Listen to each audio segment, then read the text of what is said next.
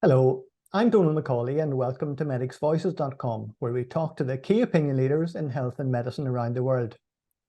Today we're in Nijmegen in the Netherlands and I'm talking to Tim Olde Hartman. Tim, you're in charge of probably one of the most dynamic research institutes in primary care in the world. Tell me a little bit about your current role and how you got there. So I'm a general practitioner and I'm a researcher, a primary care researcher, and I'm working in the Department of Primary and Community Care of Radboudumc University Medical Center in Nijmegen. And yes, our department has quite a rich history of primary care research. So one of the first professors in primary care was at our department. It was Frans Huygen. Quite a famous general practitioner who for the first time showed the epidemiology of symptoms and diseases in primary care. And he worked in the north of Nijmegen, exactly where my practice is now, so where I'm also practicing. That's quite an honor, and I think Frans Huygen was very important for our department, and I think he still is, because much of his thinking is still around. And then after that, you followed in the footsteps of another great in primary care, Chris van Zyl. Yes, that's true. Yeah, so when I studied medicine in Rotterdam, and when I studied medicine, I knew quite early that I would like to become a general practitioner, but I was also very interested in research. So I thought at that moment, where should I go for doing good primary care research? And I knew that in Nijmegen, Chris van Zyl was head of the department here, that he was a very famous, well-known researcher, primary care researcher in the world. So I just called him and I visited him and I said to him, Chris, we don't know each other, but I'm Tim and I want to be a general practitioner and I want to do research, and I think you can arrange that. So that was our first contact, and he did. So I got my place in residency, in GP residency here. And that was also a moment in the Netherlands that there was a new combined residency and research program set up, in which it was possible to do your GP residency together with a research program, so to get also your PhD in primary care research. So I started and I started within that program. And so it was possible for me to combine primary care research, so my PhD project, together with my residency. And Chris van Zyl was my main supervisor in that project. And yeah, I'm still very glad with that. And I still have he retired a couple of years ago, but I still have a lot of contact with him. But because he's still a very important person within, also for my international network and all my international work I'm doing in primary care research. Now, I'd like to ask you about the combined GP training and PhD program, but before that, I'd like to ask you about your own research, because I think you took on research in one of the most challenging topics in primary care. Tell us a little bit about your work. Yes, so my PhD project was on medically unexplained symptoms, MUS, or persistent somatic symptoms, as we call it now. And yes, indeed, a very challenging group of patients for most GPs, because these patients visit you very often with all kinds of bodily symptoms for which you can't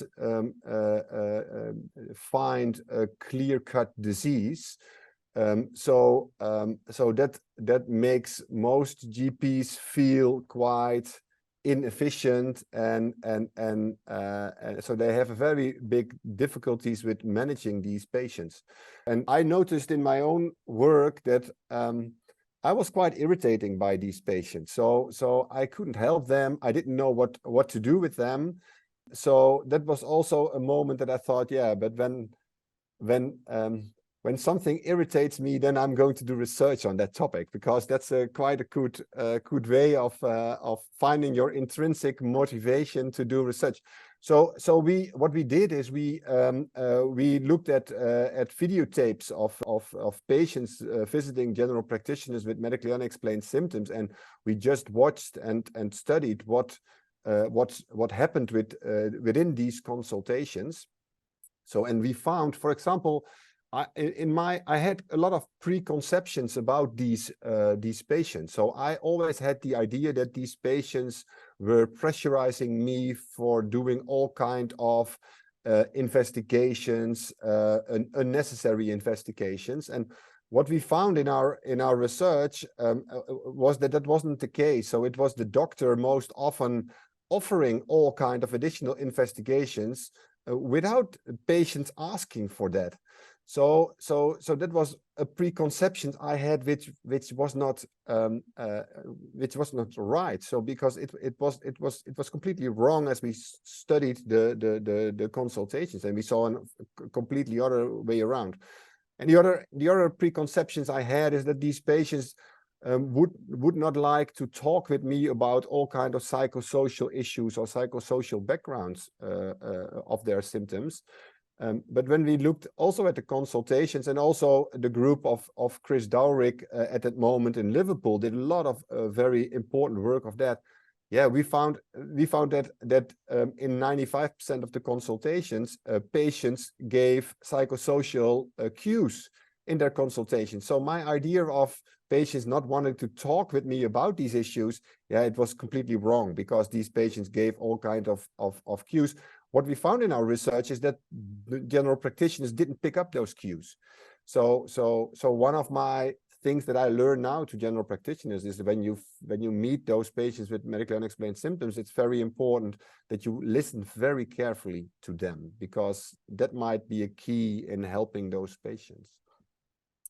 So and that brought me by the fact that I became very interested in doctor-patient communication and doctor-patient relationship, as I think that those two are key in helping patients with medically unexplained symptoms, but it's key in helping every patient. So I think that the focus on doctor-patient communication, doctor-patient relationship is very important, and I think also very specific or very key to primary care physicians. So it's one of the core values of family medicine. So my further research work went also into into doctor-patient communication, doctor-patient relationship, and the effects of these factors on the outcome of patients. I guess that rolls very nicely into some of your work in trying to define the true values of primary care, which you've written about. And I think that's the main reason why I got into research, because I want to prove why primary care or general practice is that effective and efficient.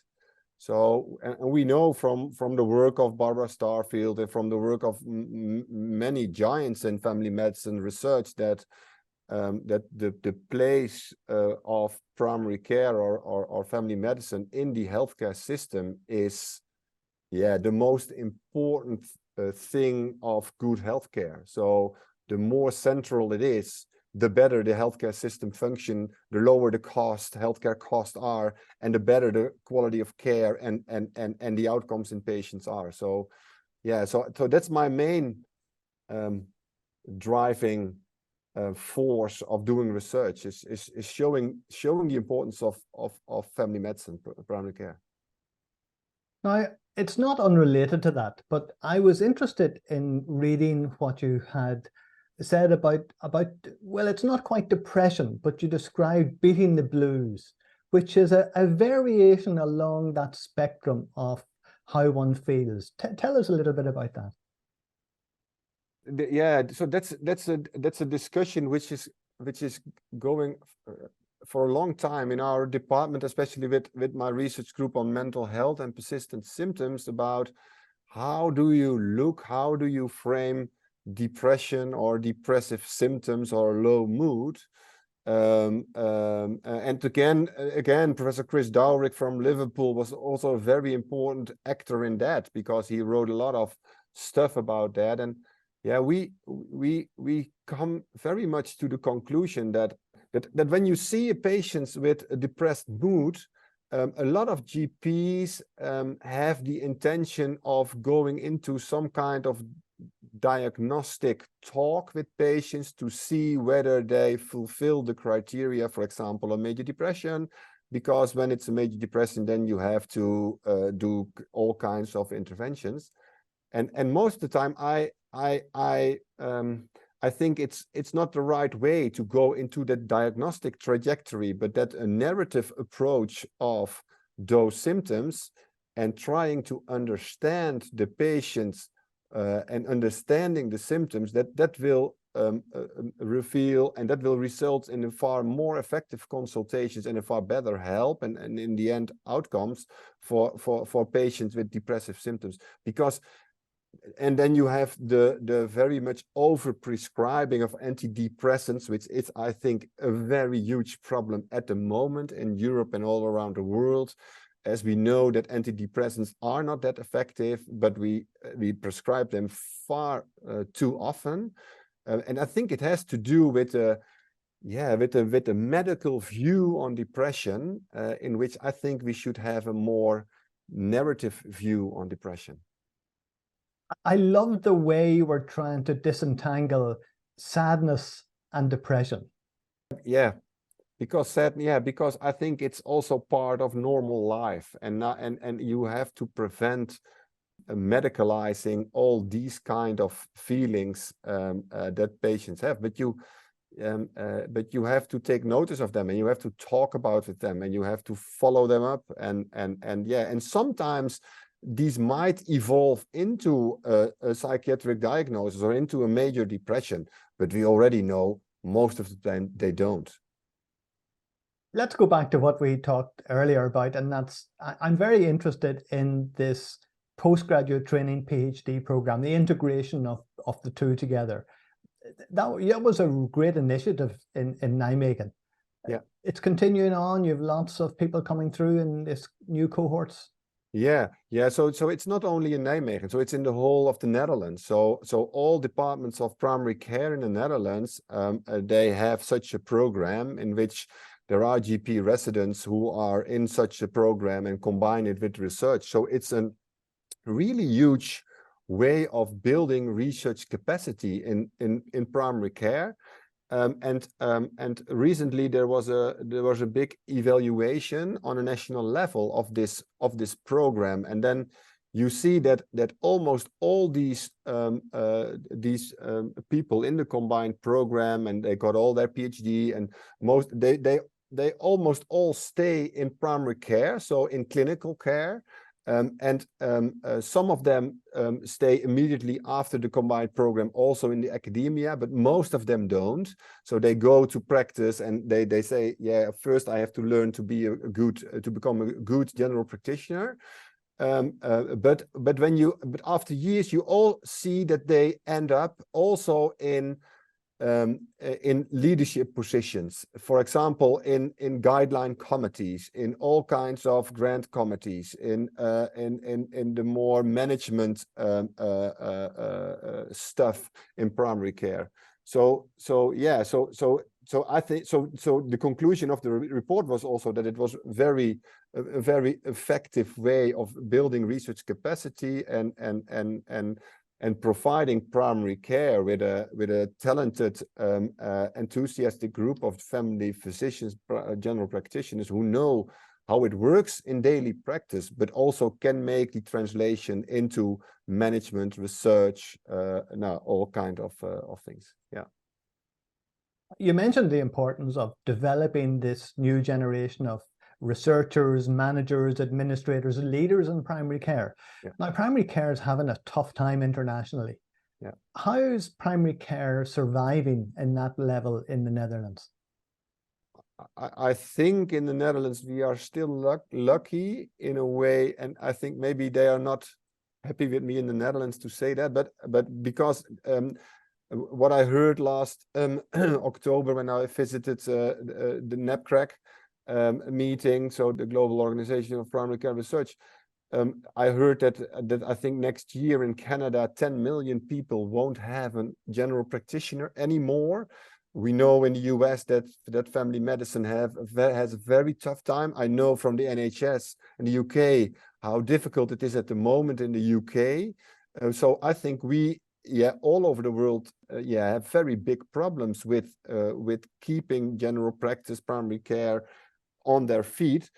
And that's also part in the Netherlands. So we have a shortage of general practitioners. We are looking for ways how to do. The population is changing because of all the elderly who are coming up now, and so the workforce has to increase. And we try to increase the workforce, but that's still that's quite difficult. So maybe we have to search for other ways of delivering care, but also that's when you look at the core values of family medicine, that also is not that easy. So it's also a hard time in the Netherlands. We don't have a solution for that, except that. But we also see in the Netherlands that when I talk to the medical specialist here in the University Medical Center, they also see a tendency of young doctors who want to get out of the hospital. So they don't want to work in the hospital. So there's also some kind of a flux from the hospital to primary care, as most doctors have the opinion that that it's better to work in primary care, because when you want to combine it also with a social life with kids and a family, that it's more easy to do that in primary care than in the medical specialty setting. But I think all around the world we are facing the same problem. So this is the hardest question of all, I guess, and that is, we've identified the problems, and let's put you on the spot. You're one of the world leaders in primary care now. What are the solutions? I'm not sure. I think we should invest in primary care, because we know from all the work of Starfield and all the others that investing in primary care and a strong primary care system is the solution for the problems we face. So I think but the government also has to see that and to invest in that. So there is, in the Netherlands, I know the best from the Netherlands, so there is quite a very big gap between primary care and secondary care with regard, for example, with finances. So and it's not about the income of the doctors, but it's about how primary care is financed and how secondary care is financed, and it's completely split. And that's strange. So I think that we should strengthen secondary care, and the money that we are saving there, we should put it to primary care. So I think that's one of the solutions. I think how do you call it, more e-health based solutions. There is a lot of push from the government on e-health because they think that that's the solution. I don't think so. It might be a little part of the solution, but in the end, my patients just want to see me or want to see a doctor in the office to talk about their problems and their symptoms. So part can be managed by maybe by e-health, but not all.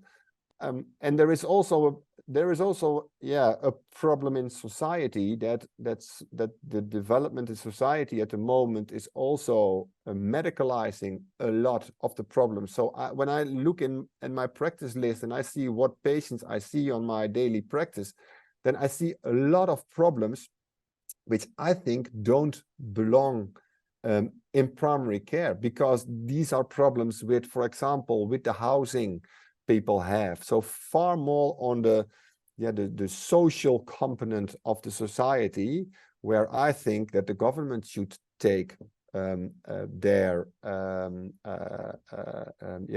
task to come with solutions on the and that's about the social determinants of health. I think that the government has a very important task to do there, and I think when they don't pick up that task, then we will see it on our practice.